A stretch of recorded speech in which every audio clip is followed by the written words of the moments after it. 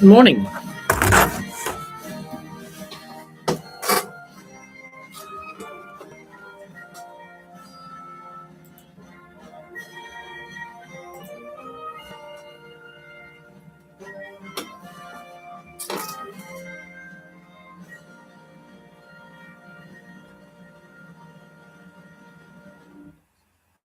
The opinions expressed on this program are those of the host and do not express the views of WVBF ownership or Hometown Talk Radio.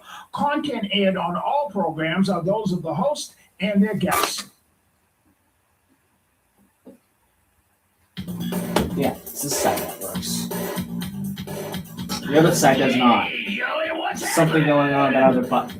I mean, what's happening in Middleboro and surrounding towns? The other It's side. time There's two for buttons. the Middleboro Weekend Review with your host, Joey Something going on Driscoll. with Stay the other tuned for news, Middleboro news, here on It's fine. AM 1530 I get it. WVBF. Yeah, I get it. Hey, Joey, what's happening?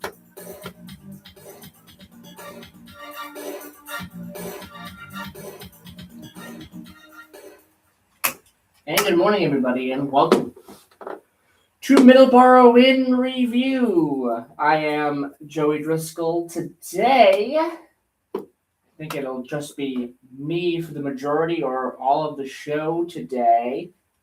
So, good morning, everybody. Good morning, everybody. Dawn is currently out getting prepared for our vacation, which starts tomorrow. So, start after today, I'll be gone for about 2 weeks or so. Next time we'll be back on the air will be this program on July the 5th. July the 5th. That's next time I'll be back on the air here on WVBF for the July 5th Middleboro Review program. So, yeah. So it's just me today. So open phone lines 508-822-1106. 508-822-1106 is the number to call if you want to call in, talk about what's on your mind this morning. I got a lot to get to today. Lakeville just had a vote yesterday. We're going to talk a little bit about that vote. This is the second vote that they've taken on this matter, and we're going to talk a little bit about that here on the show today. We have our today in histories, our birthdays, passings, our weather, of course, your phone calls, 508-822-1106. So we have a lot to get to on the show today. I'll give a preview, as I always try to do here on the Sunday mornings, of the summer fun runs for Raynham. I'll do that in a little bit, probably after the birthdays, today history, passings, and weather segment. And speaking of the weather, a beautiful day outside today on this beautiful Sunday morning, June 21st, 2026. And it is a beautiful couple of mornings for the Boston Red Sox, because they woke up feeling pretty good because the night before they win games. They've won the first 2 games out of a 3-game series against the Seattle Mariners. They'll go for the sweep this afternoon. I have a good feeling about this series. I think they will complete the sweep. And then they go to Colorado, I believe, after that. And then they're back home to take on the Yankees, who are pretty good. They're pretty good, but I believe they're struggling with injuries, as far as I am aware. At least they were the last time we faced them. I'm not sure if that's still the case now, a couple of weeks down the road. But again, the Red Sox have some opportunities here to start winning some games as we approach the trade deadline. And the trade deadline is August 2nd, I believe, is the trade deadline. So July will be very, very important for the Red Sox, of course. It is going to be a very interesting thing as well to watch that. And I also want to mention, I forgot to mention this off the top, and I should have, because today is Father's Day. So happy Father's Day to all the fathers out there as well. Today is Father's Day. And it is a beautiful day outside to do whatever you want to do out there today. If you want to go to a baseball game, plenty of baseball games to go to today. The Red Sox may not be in Boston, but a couple of their minor league affiliates are at home in the area. If you want to go to a baseball game this afternoon, so if you're willing to drive up to Worcester, I think they're in Worcester today. I'll take a look at that later. I know one or two of our teams are at home. I'm not sure if Portland. I'm not sure if that's Portland or Worcester. That's at home this week. So I believe Portland is at home this week. So we'll talk about that during our sports segment. But there's a lot of options when it comes to baseball. Also, Cape Cod Baseball League as well, and the Futures League. There's Lowell. There's plenty of areas actually, Nashua, stuff like that.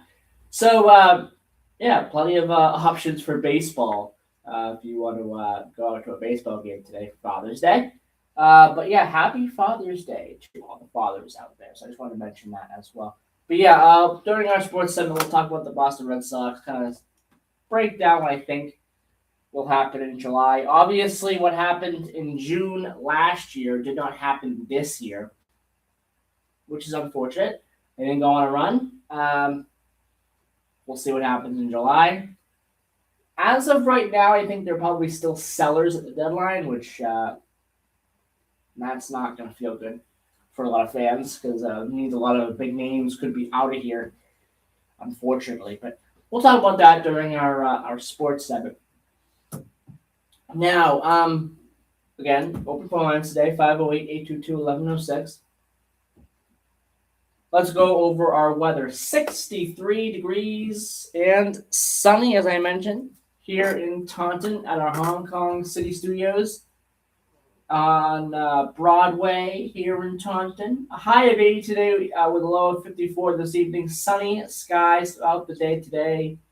Next to no clouds. Might be a little bit cloudy later on, but that's going to be brief. No rain in the forecast at all. Wind gusts up to 16 miles per hour, so that's making it feel a little bit nicer out there, the wind. For tomorrow, 85% chance of rain. High of 78, low of 59. And then on Tuesday, a 95% chance of rain with a high of 75, low of 64. And it kind of, as we get into the end of June, in Taunton, we're kind of staying in the low 80s, high 70s. So this has been a very nice and interesting summer so far, temperature-wise at least. It hasn't been 90 every day, which I guess that's a positive. It's a little weird. The weather has been a little weird, for sure. 63 degrees in Middleboro, high of 80, low of 55 today. Sunny skies throughout the day today, a little bit of clouds later on. Those should be, short there. Tomorrow, high of 78, low of 59, 85% chance of rain. Tuesday in Middleboro, 95% chance of rain with a low of 74, a high of 74, and a low of 63. In Driscoll, Texas, high of 90 today, currently 79 degrees and cloudy with a low of 78. There are some thunderstorms expected later on this morning. A little bit of wind later on this afternoon. Wind gusts right now up to 14 miles per hour. Windy tomorrow, high of 93, low of 80. But again, the wind will make it feel a little bit better than 93. So that's pretty good. But it's going to stick around the 90s pretty much all week in Driscoll, Texas. Driscoll, North Dakota. It is 53 degrees, but the feels like temperature is 45 degrees. And we're in late June. So again, as I mentioned, the weather has been a little weird lately, and that is a good example of that. High of 71, low of 53 today in Driscoll, North Dakota. Windy conditions expected today. Lowest temperature, field light temperature will be 44 degrees, but it'll be a little bit windy as well. So there you go. Rain on Monday, Tuesday, and Wednesday in Driscoll, North Dakota.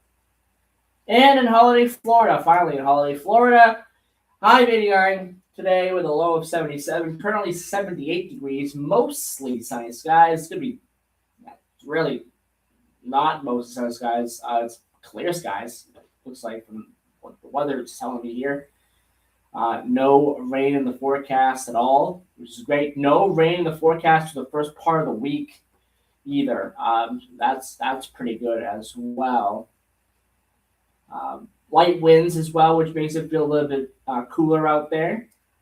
The chances of the rain start on Wednesday, and it kind of goes through the weekend, except for Sunday, as well, and into next week.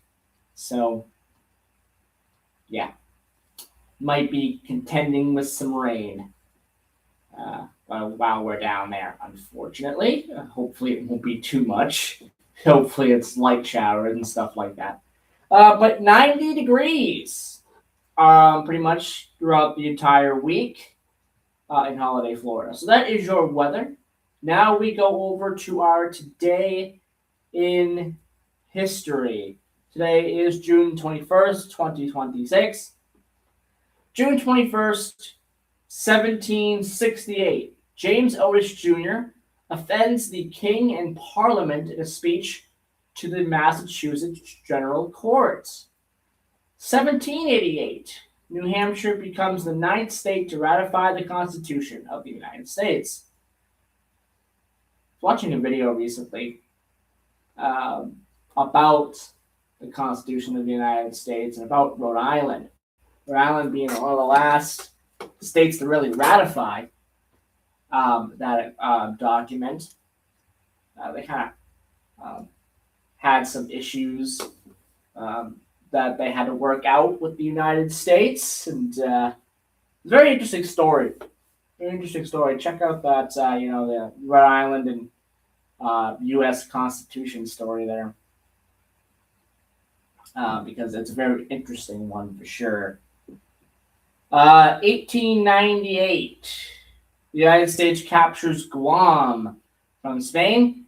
The few warning shots that are fired by the U.S. naval vessels are misinterpreted as salutes by the Spanish garrison, which is unaware that the two nations were at war. 1900, during the Boxer Rebellion, China formally declares war on the United States, Britain, Germany, and France, and Japan as an edict issued from the emperor at the time.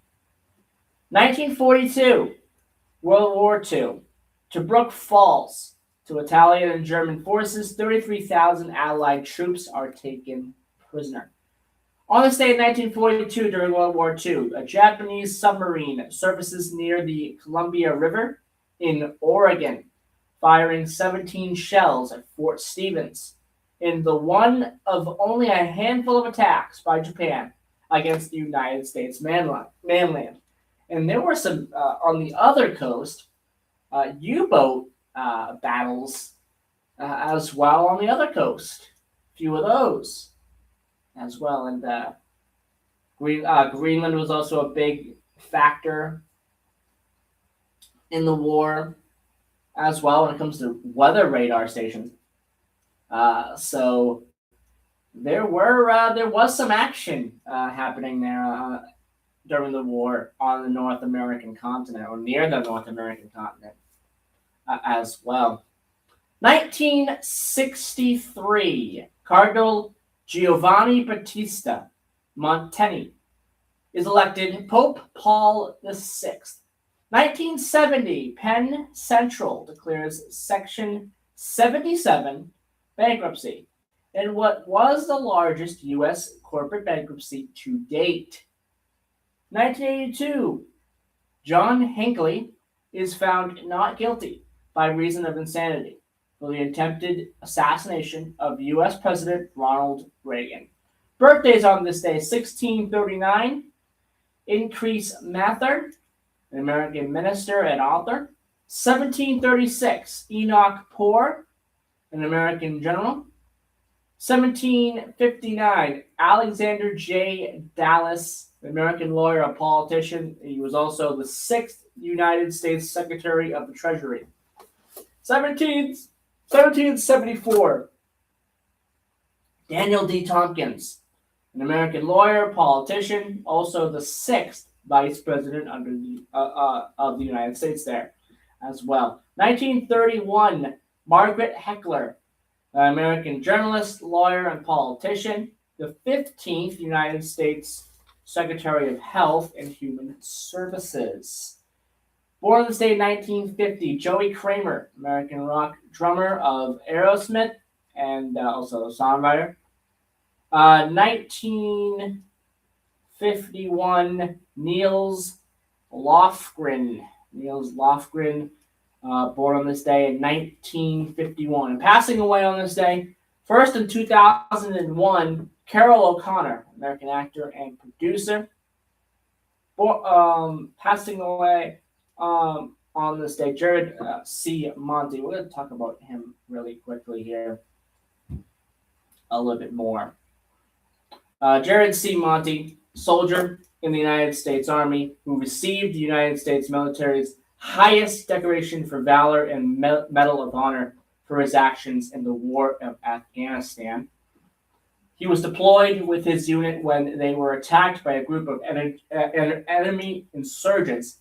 When another soldier was wounded, Monty attempted to rescue him 3 times and was killed in action.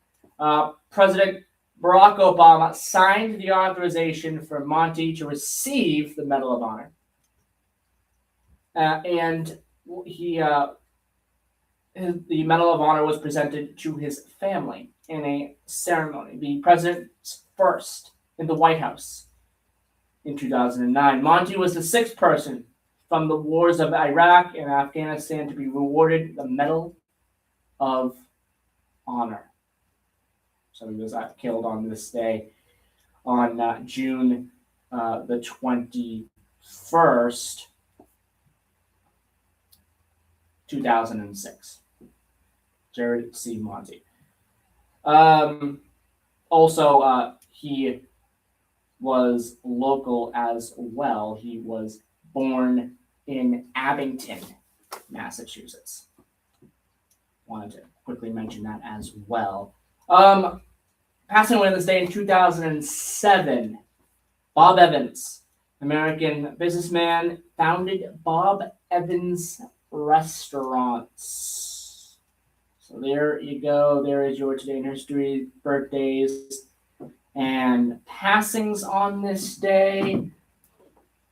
Open phone lines today, 508-822-1106. What were your thoughts about any of those Today in History's birthdays or passings I talked about? Again, 508-822-1106. That's the number to call. If you want to call in, talk about that, or talk about what was on your mind this morning. We're going to pause here for our news break in a second. When we come back from our news break, we've got a couple of stories. Got a story about the Lakeville vote from yesterday. We're going to talk a little bit about that. We're going to talk about summer fun runs in Raynham as well. We're going to talk about that too, and much, much more. But before we take our news break, we have a couple of things here. At least one thing here to talk about, and that is a farmer's market. The Church Green Farmers Market in Taunton is back. It is back today. The Church Green Farmers Market in Taunton opens Sundays from 9 a.m. to 1 p.m.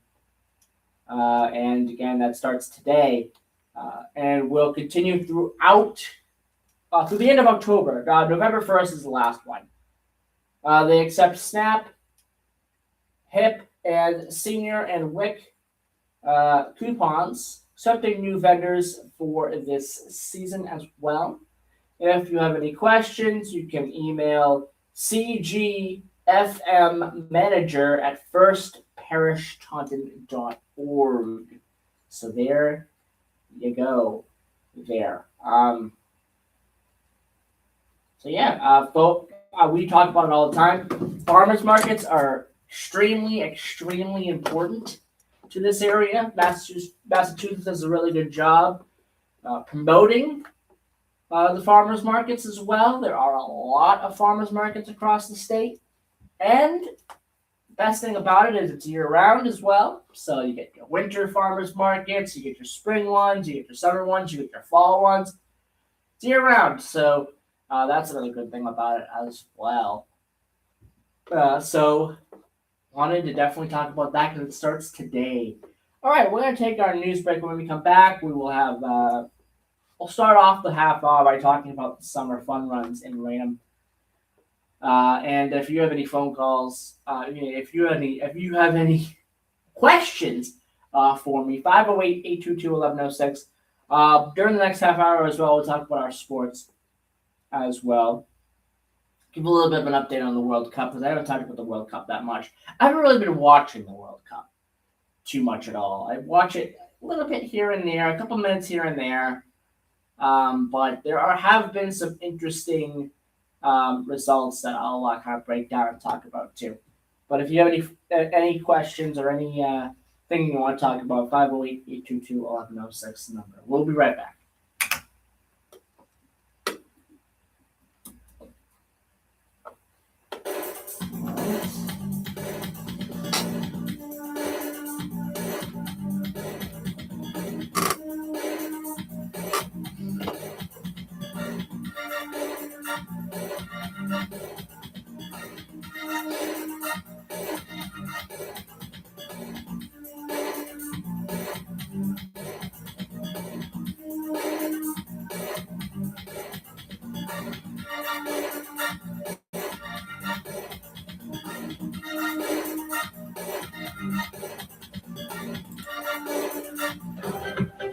Breaking news this hour from townhall.com. I'm Michael Herring.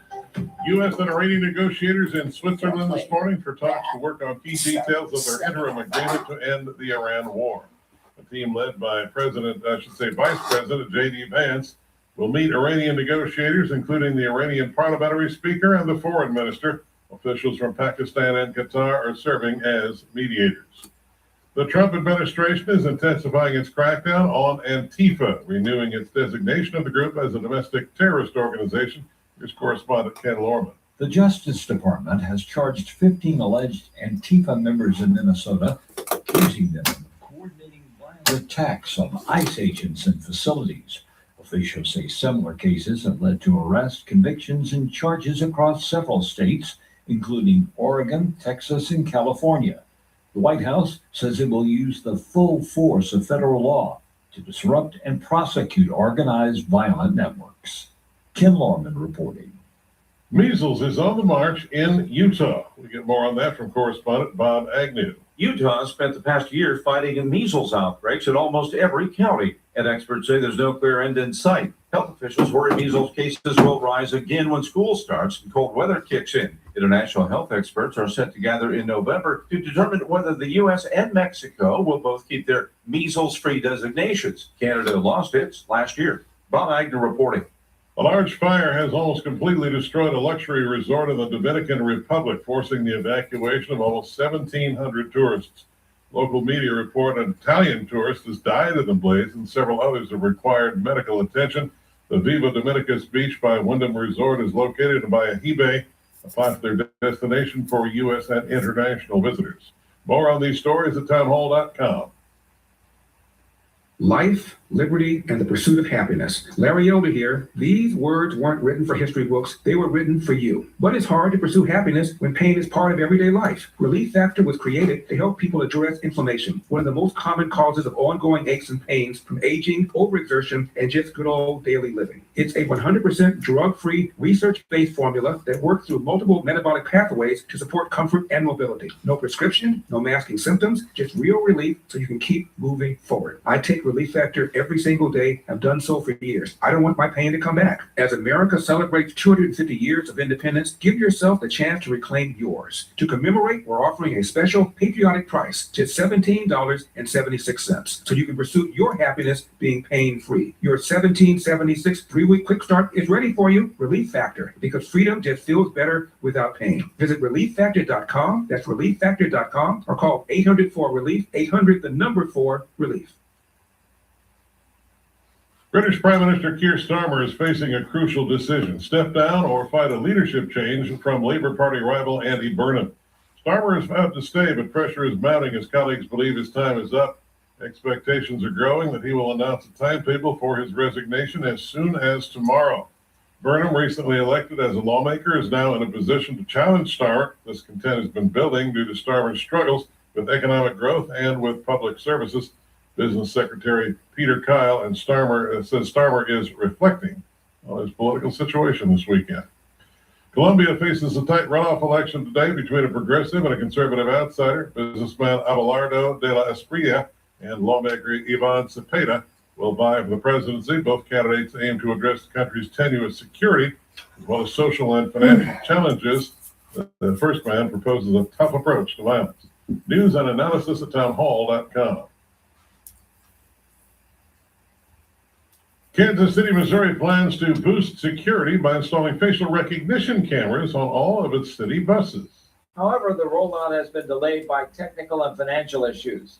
Officials hope the cameras will be ready for the World Cup matches the city began hosting this week. Privacy concerns have also played a role in the delay. The state backed out of providing funds, but the program is moving forward with federal and local money. Safe Space Global, the company behind the project, believes the technology will enhance safety. First worry about privacy and potential misuse. Keith Peters, Washington.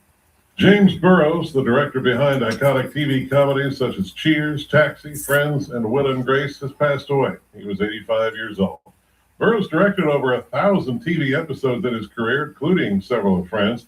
He started his TV career at 35, working on iconic shows such as The Mary Tyler Moore Show. More on these stories at townhall.com. All right, a brand new experience for us at the Accident and Emergency Unit here. We're in a town called Taunton. This is a hospital.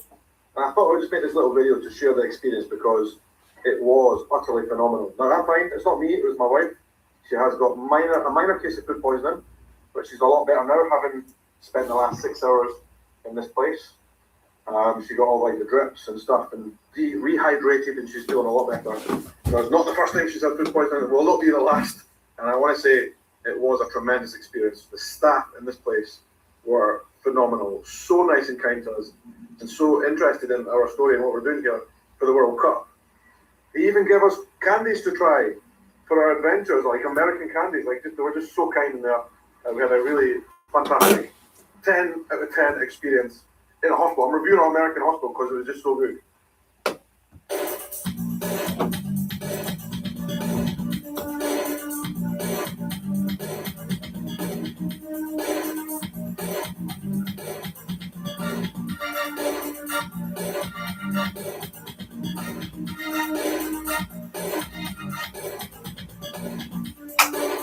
That was a little 1-minute clip there that actually Chris played on Friday. I wanted to play it again there because I thought that was an interesting clip there. Scottish tourist here for the World Cup in the area. Went to Morton Hospital, had to go to Morton Hospital. And just was talking about how the hospital was, and that's really cool. That's really cool to hear clips like that. there's been a lot of great stories with the World Cup. Yeah, a lot of great stories with the tourists and the people welcoming the tourists as well.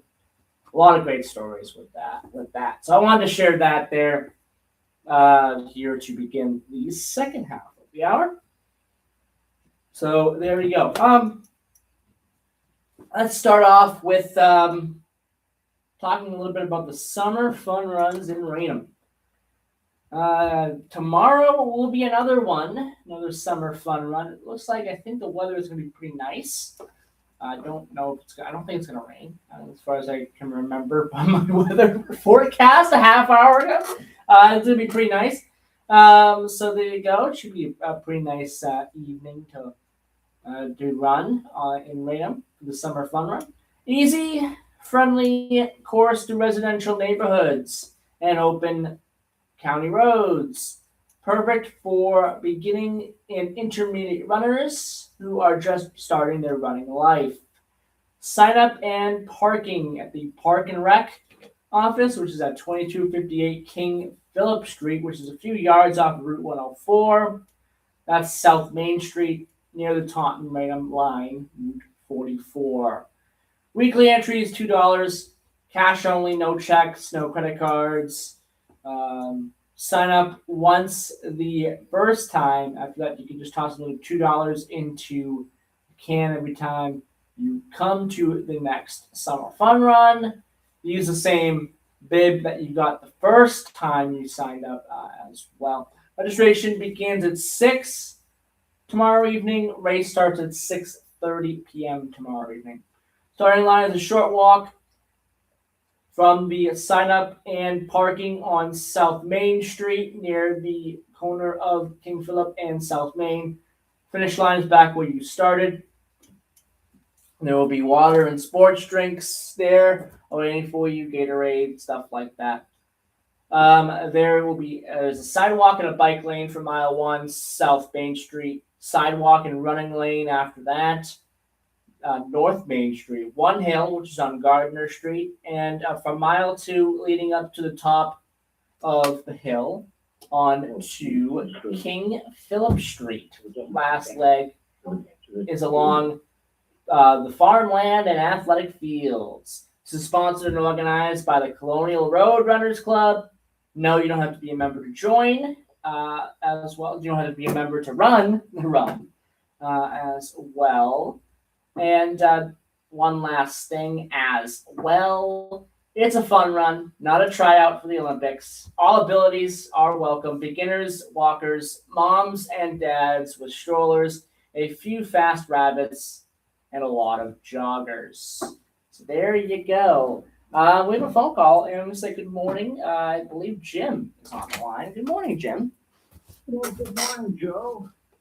How are you doing today?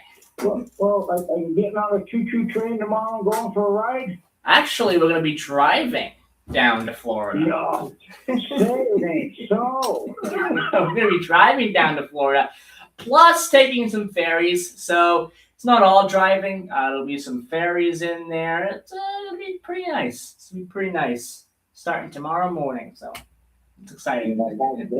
Have fun, my friend, and I gather you're going to have a taped broadcast your program to cover you for the Sunday you won't be here. Yes, next week. Next week, yeah. Mm-hmm. Well, Joe, I heard you were talking about the fun run, and what came in and said Joey's on, and I said, well, let me give him a call and just let everybody know that these fun runs are rain and shine. And the only reason that they would not take place is if there is lightning. That's kind of the big, no-no in running, because lightning is so unpredictable. And on this course, a good portion of it is over the wide open fields on King Phillip Street down by the Lula Memorial Soccer Field. And it's predicted to rain. It's going to be, as they say, a mild rain, and it's summer, so it's not going to be one of those cold, drizzly rains like we have in the late fall sometimes, and February, March. Sometimes you get this, the 38 degrees and rain, and it's just plain miserable. But tomorrow night, we're going to, the race goes off at 6:30, and as I say, it goes off sharp as it's like a Minster cheese. 6:30, but you got to sign up. You only sign up once. Everybody wants to know that when you sign up for a race, they give you a number on a piece of paper. That's called a bib, and each week and once you sign up, you wear the same number every week. We would appreciate a little dropping a couple of bucks into the call it the tip jar. And we do have some expenses. We have to pay for ice and the sport drink and a couple other things. But so the Pony Road ones, I mean, they're not making $1 million on this thing on any stretch of the imagination. And for $2 you get a number, and the race is timed. And by timed, I mean they give the results. A lot of fun runs in people even understand the distinction, and I was listening to what you were talking about it. And thank you for getting it right, Joe. The fun runs are exactly that. They're competitive, but they're not this make or break, life or death, run for your life sort of a thing that you see in professional sports and the Olympics. And if you go to a race, a formal race where there's awards and trophies and prizes, and you pay $30 sometimes, and you get a shirt, and there's a big, usually, barbecue or something like that after race. This is literally aimed at the beginner, the intermediate runner, the person who is just starting out. And this is my Pulitzer Prize winning comment on running, is that running is the only competitive sport where 98 or 99% of the competitors know in advance they're not going to win, but they still go out and do their best. So this is going to happen even if it rains, and we've got pop-up tents for the people doing the timing and the table light set up for the Gatorade and the water. But there'll be signs out on the turns and the mile markers so you can check how fast you did mile 1, mile 2, mile 3. And we've been getting a pretty good turnout, and as I think you were noting, and Ron Lancaster were noting, when you look at the spectrum of ages and abilities, gosh, there are kids 4 and 5 years old out there with their parents, and there are, as we say, several septuagenarians, 70-year-olds, and at least 1 or 2 80-year-olds who run it every week. And but if you look at the bell curve, and it's skewed very, very heavily toward that middle of the pack, back of the pack, jogger. The people are just out having some fun, getting some fresh air and some exercise. Another thing I was thinking about this morning is just how many musical artists have a hit with their band that they are with, have been with, start out with, and then when they go out on their own, they have another hit as well. I was listening this morning on the way in. David Byrne. I was listening to David Byrne this morning. There's a song that came out, I'm guessing it's going to be in the late 90s. I don't have the exact date from when this song came out, but song's called Like Humans Do. Now, the thing with this song is it's massive. It's massive because of one thing. Windows Media Player.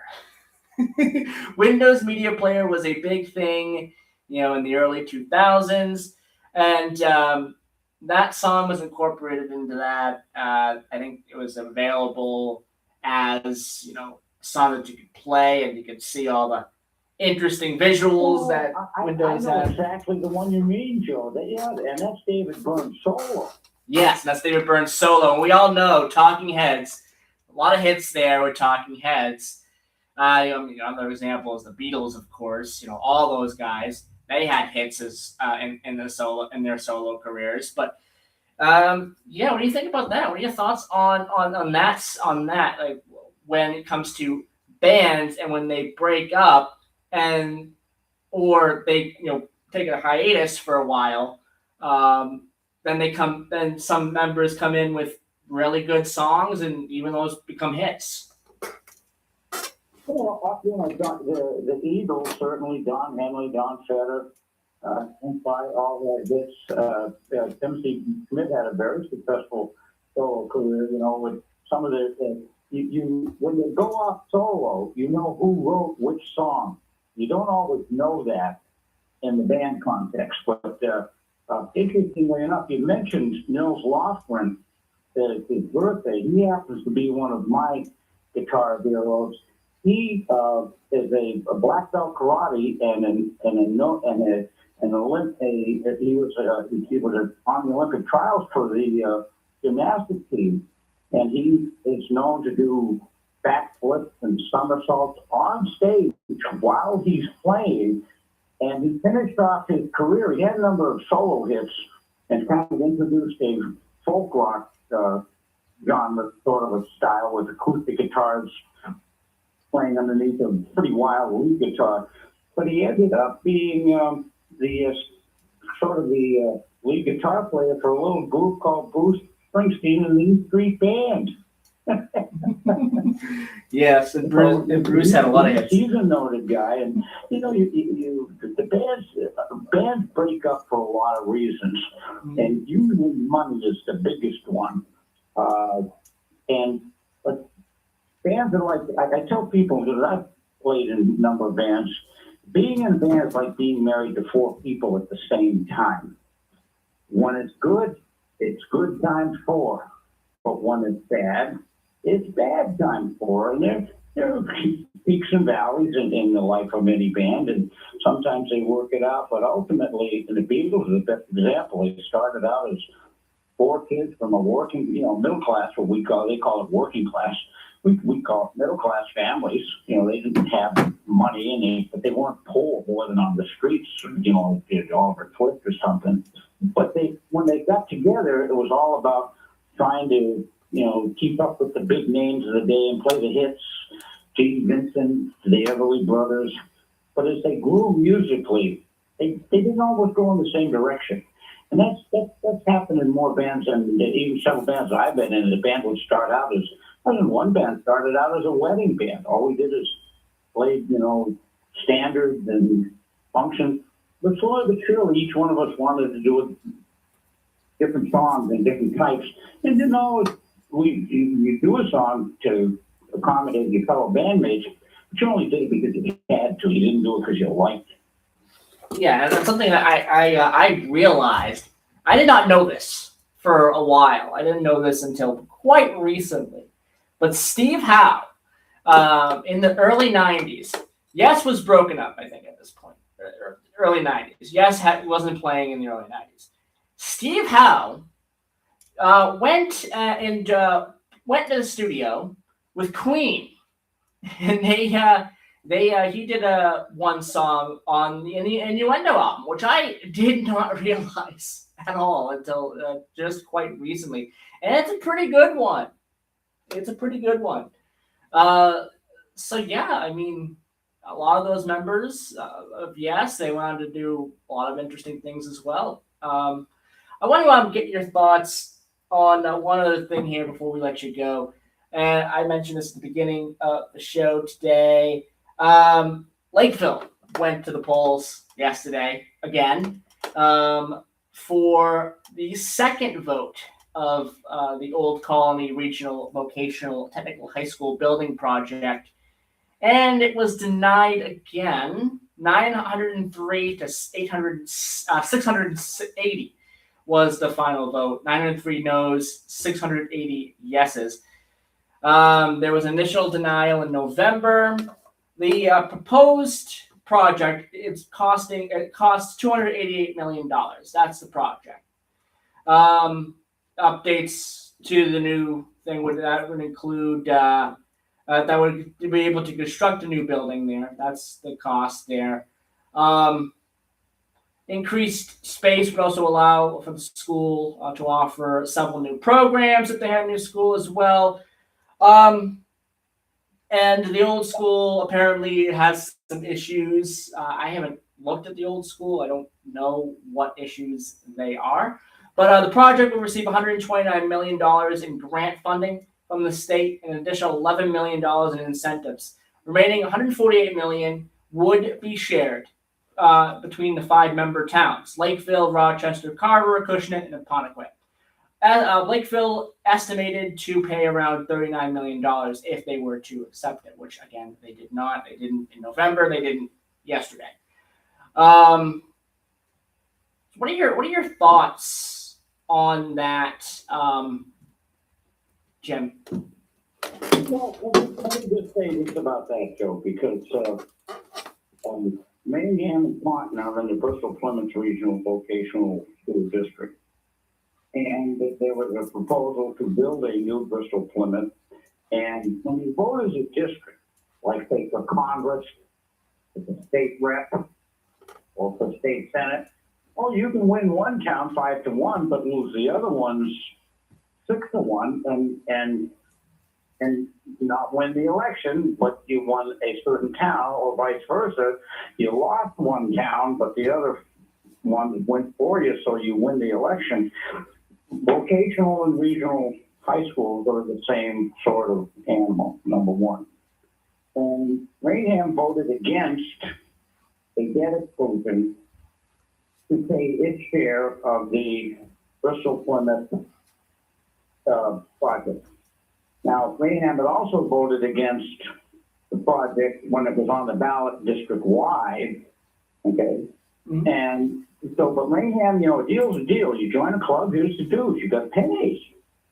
So Rainham, as a result of the decision to not support the debt exclusion, is finding itself with a lot of operational issues because we don't have enough money on an annual basis to pay it out of pocket. Whereas if you would, it's like when you buy a car or you buy a house, how many people pay cash for a car or a house? Very few. So that's number one. Number two, I just can't believe anybody would vote against vocational education. How many times have we heard we need more tradesmen and there's good jobs and you get a big bang for the buck with trade school for young people. And yet, Lakeville basically said no, but they said no on the principle that it was going to come out of their property tax. So let me just close off with this, Joe. Mm-hmm. We have to stop funding local government out of the property tax. And you understand that we fund cities and towns and regional school districts out of the property tax because when they were set up, that was the only tax there was. There was no income tax. There was no sales tax. There was no gas tax back in the, there weren't any cars back in the 1700s when these towns were all formed. So I think the problem people have with paying taxes is they're being asked to pay for things based on the potential value of their property. But when you raise somebody's value, because there's other houses of a similar size and shape, sold for this much money, well, yours would sell for that much. So you pay based on the potential value. But is that how we tax income? On your potential to earn? No, we say, how much did you earn? Now pay. So I think that the problem isn't how much towns and cities are spending. It's where the money is coming from, or in this case, not coming from by returning to the cities and towns money that came out of them in the first place. So I think Lakeville is going to rule the day on this. Lakeville some years ago actually shut down their town hall, shut down some of their essential services. They effectively closed the police station for general public and just had dispatch. You couldn't just go to the police station. You had to call 911 or something just to ask the question. So a lot of decisions are short-sighted, but that's the way it works. And people who are on fixed incomes, myself included, retirees, not just people who are. Most people on a fixed income call it a job. This is how much they get, and telling somebody that they have to pay more for taxes on the house because the value went up doesn't mean their ability to pay went up, and I think that's the problem. You got to get off the property tax, and this is the time to do it. These lessons like this are hard learned. But actually, I'll leave you with one last thing. Mm-hmm. I've spoken to several members of the legislature about the problem of underfunding of local aid. And I have been told by more than one of them there are a substantial number of members of the legislature who are against local aid because it means less money for the state reps and state senators to spend doing favors for people. Interesting. Interesting.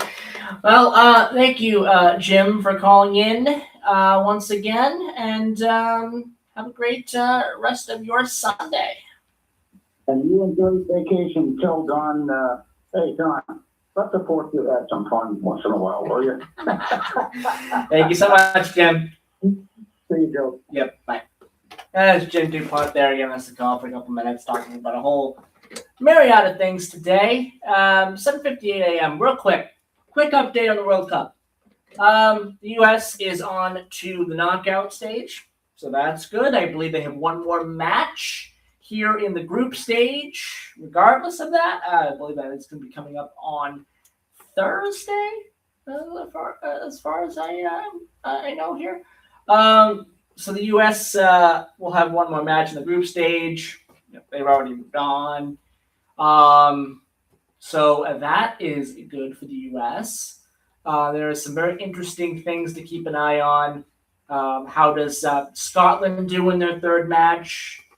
Yeah, so we'll see what happens in a lot of these different matchups as well.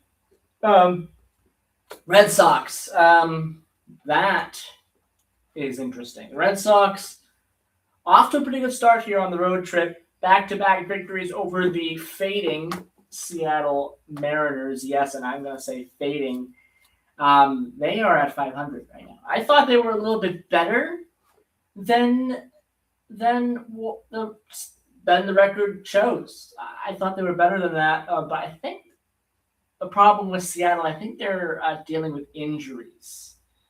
That is the problem with Seattle. They're dealing with some injuries there, and that is a big thing. That's a really big thing. And Boston was just able to open up the offense, finally. It took them long enough, but they were finally able to open up the offense a little bit. Hopefully they can continue that today and continue that in Colorado. And then they're back here at Fenway. They're going to take on the Yankees. And I don't know what the schedule is for the Red Sox past the Yankees.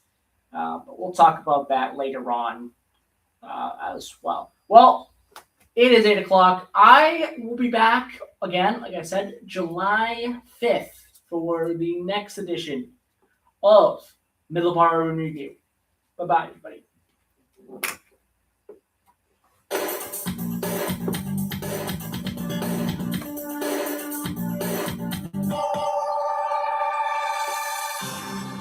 We are AM 1530, WVBF, Middleboro, Taunton, and W259DD, Middleboro Center, 99.7 FM, your hometown radio station.